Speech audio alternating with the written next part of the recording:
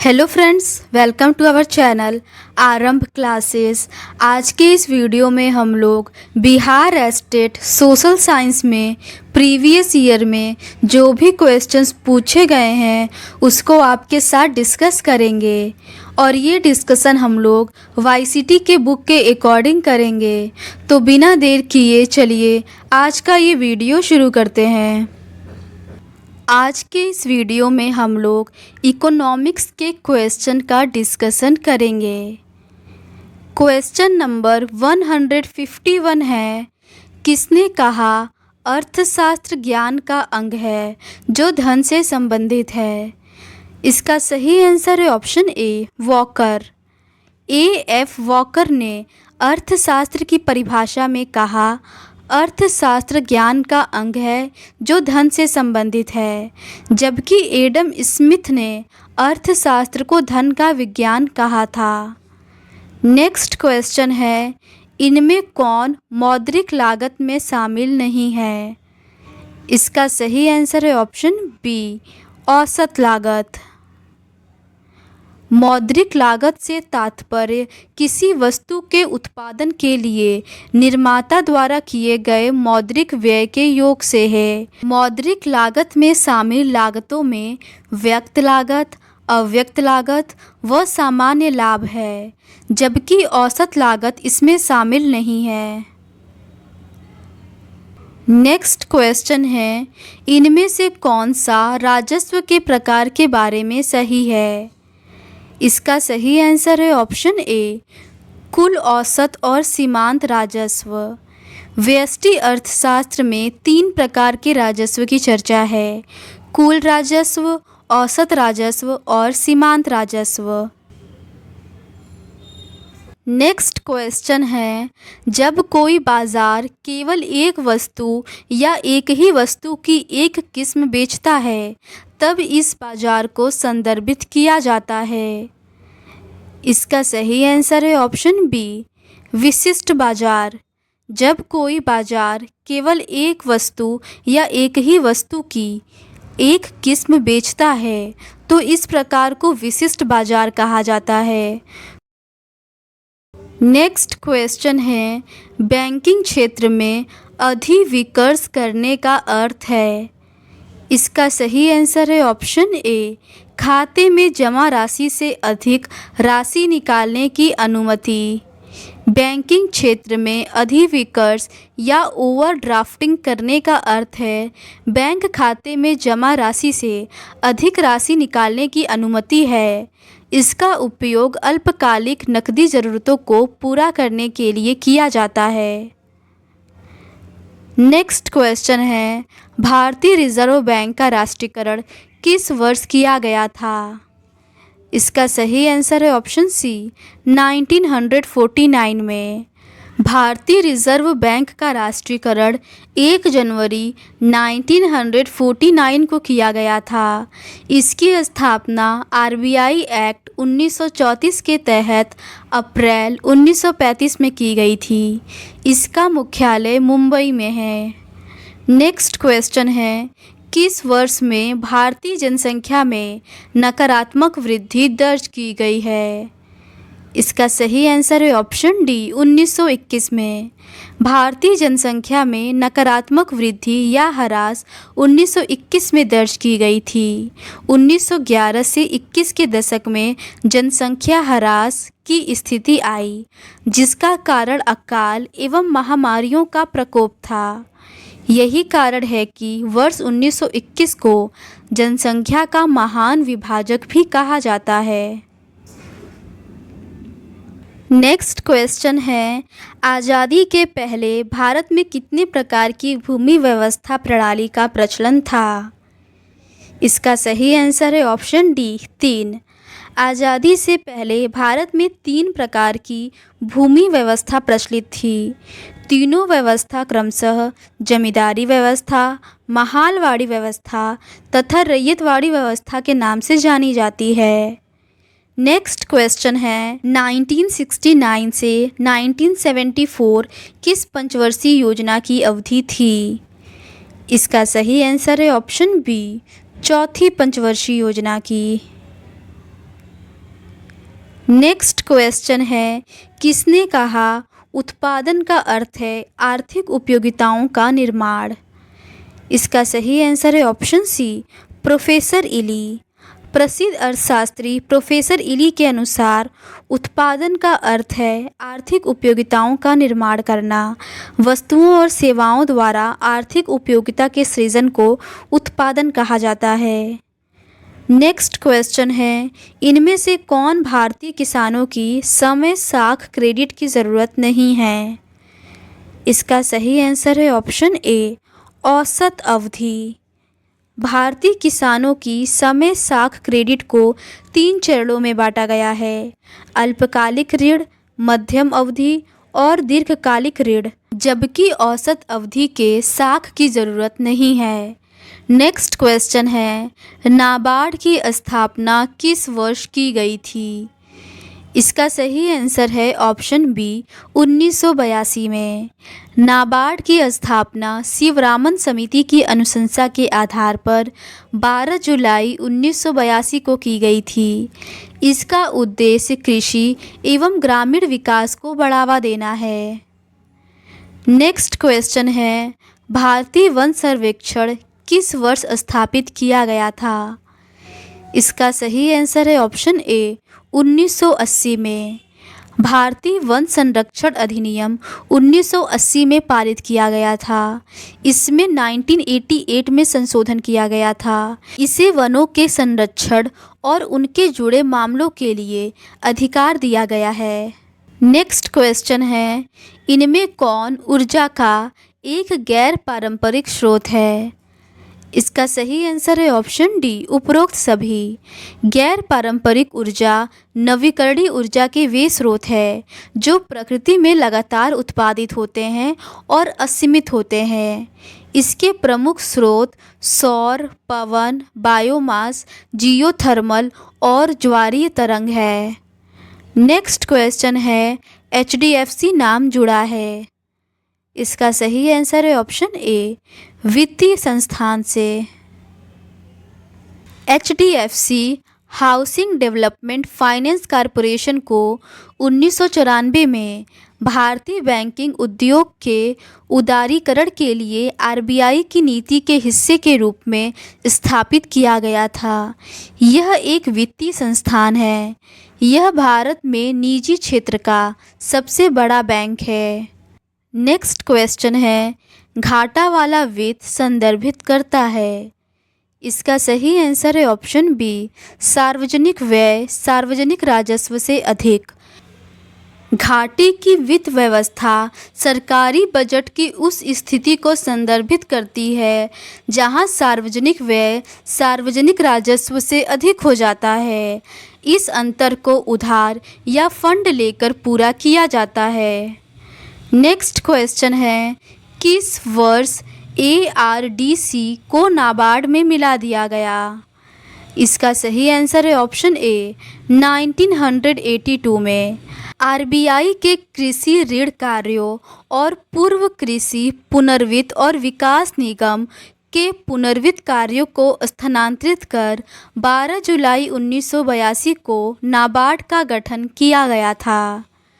Next question है, भारत का आर्थिक सर्वेक्षण कौन प्रकाशित करता है? इसका सही आंसर है ऑप्शन बी, वित्त मंत्रालय। भारत का आर्थिक सर्वेक्षण वित्त मंत्रालय प्रकाशित करता है।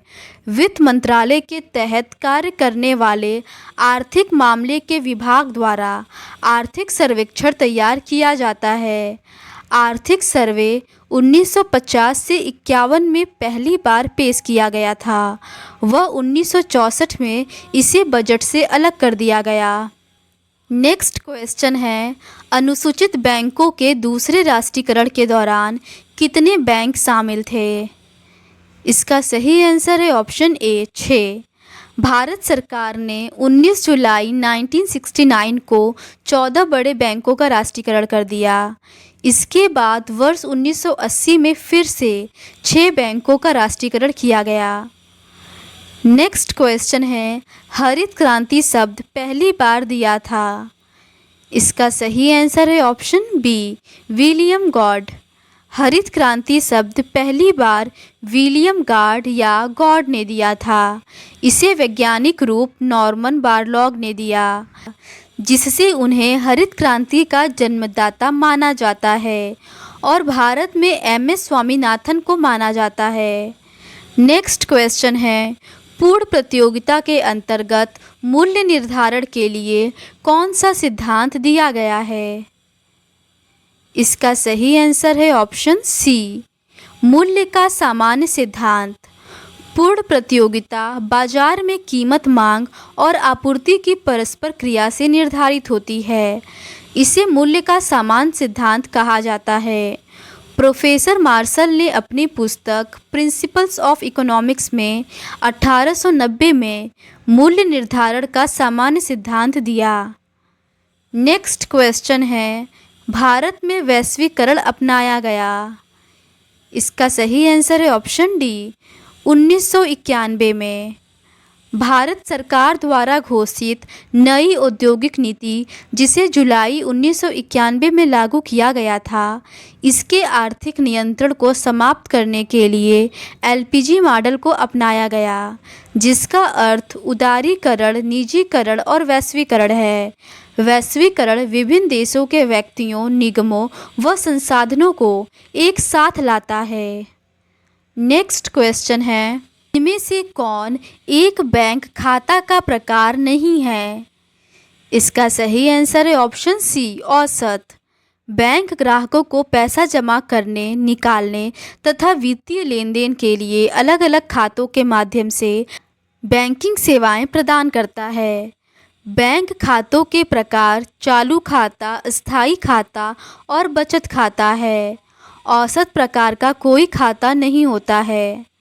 नेक्स्ट क्वेश्चन है, भारत की किस जनगणना वर्ष में जनसंख्या वृद्धि दर सबसे अधिक दर्ज की गई है? इसका सही आंसर है ऑप्शन डी, 1971 में। नेक्स्ट क्वेश्चन है, 1 रुपया का नोट छापा जाता है। इसका सही आंसर है ऑप्शन ए, 1 रुपये का नोट सिक्का वित्त मंत्रालय द्वारा जारी किया जाता है। इस पर वित्त सचिव का हस्ताक्षर होता है। रिजर्व बैंक अधिनियम की धारा 22 के तहत 1 रुपये के नोट को छोड़कर विभिन्न मूल्य वर्ग के करेंसी नोट जारी करने का अधिकार आरबीआई को है। नेक्स्ट क्वेश्चन है, कुडनकुलम परमाणु ऊर्जा इकाई किसके सहयोग से स्थापित की गई है? इसका सही आंसर है ऑप्शन सी, रसिया। कुडनकुलम परमाणु ऊर्जा संयंत्र रूस के सहयोग से स्थापित किया गया है। यह वर्ष 2013 में बनकर तैयार हुआ। कुडनकुलम तमिलनाडु के तिरुनेलवेली जिले में स्थित भारत का सबसे बड़ा परमाणु ऊर्जा संयंत्र लगभग 6000 मेगावाट बिजली उत्पादन क्षमता है। नेक्स्ट क्वेश्चन है, यदि सभी बैंकों को एक ही बैंक में मिला दिया जाता है तब इसकी कुल जमा राशि का क्या होगा? इसका सही आंसर है ऑप्शन सी, न तो वृद्धि और न ही कमी। यदि सभी बैंकों को एक ही बैंक में मिला दिया जाता है तब इसकी कुल जमा राशि में न तो वृद्धि होगी और न ही कमी होगी। नेक्स्ट क्वेश्चन है, राज्यों के राजस्व का मुख्य स्रोत क्या है? इसका सही आंसर है ऑप्शन सी, भू राजस्व। राज्यों की आय का प्रमुख स्रोत भू राजस्व है। राज्यों की आय के अन्य स्रोत स्टाम्प और पंजीयन शुल्क, वाहन कर और मनोरंजन कर इत्यादि है। नेक्स्ट क्वेश्चन है, किस वर्ष राष्ट्रीय फसल बीमा योजना शुरू की गई? इसका सही आंसर है ऑप्शन बी, 1999 में। भारत सरकार द्वारा एक क्रमिक वार्षिक बीमा के रूप में 22 जून 1999 को राष्ट्रीय फसल बीमा शुरू की गई थी। इसका उद्देश्य प्राकृतिक आपदाओं व कृषिगत अनिश्चितताओं से किसानों की रक्षा करना है। नेक्स्ट क्वेश्चन है, अपूर्ण प्रतिस्पर्धी बाजार में इस स्थिति में से कौन सी स्थिति देखी जाती है? इसका सही आंसर है ऑप्शन डी, उपरोक्त सभी। अपूर्ण प्रतिस्पर्धी बाजार वह है जो पूर्ण प्रतिस्पर्धी बाजार की कठोर मान्यताओं को पूरा नहीं करती है। इसमें कई बाजार संरचनाओं की स्थिति देखी जाती है जो क्रमशः द्वयाधिकार, अल्पाधिकार, एकाधिकारिक प्रतियोगिता एवं एकाधिकार है। नेक्स्ट क्वेश्चन है 1969 में कितने अनुसूचित बैंकों का राष्ट्रीयकरण किया गया था? इसका सही आंसर है ऑप्शन बी 14।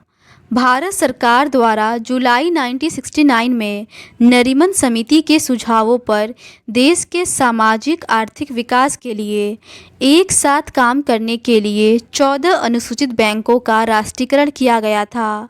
वर्तमान में विलय के पश्चात राष्ट्रीयकृत बैंकों की संख्या घटकर 12 हो गई है। नेक्स्ट क्वेश्चन है बिना तेल रिफाइनरी इकाई भारत के किस राज्य में स्थित है? इसका सही आंसर है ऑप्शन डी मध्य प्रदेश। बीना ऑयल तेल रिफाइनरी मध्य प्रदेश राज्य में स्थित है। इसे भारत पेट्रोलियम कॉरपोरेशन लिमिटेड और ओमान ऑयल एंड कंपनी के संयुक्त उद्यम के रूप में 1994 में स्थापित किया गया था।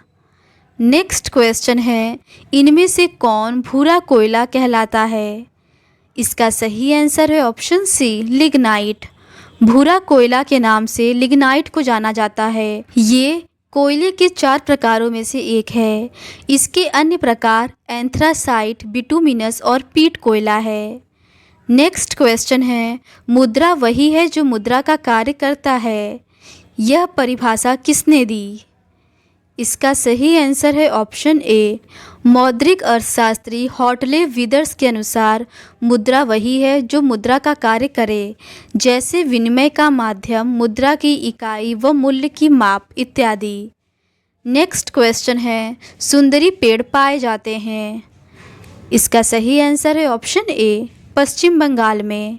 सुंदरी पेड़ पश्चिम बंगाल के सुंदरवन डेल्टाई क्षेत्र में मिलते हैं। सुंदरी एक प्रकार के मैंग्रोव वन है। यहाँ सुंदरवन राष्ट्रीय उद्यान है जिसका नाम सुंदरी पेड़ों के नाम पर पड़ा है। इसे यूनेस्को धरोहर में शामिल किया गया है।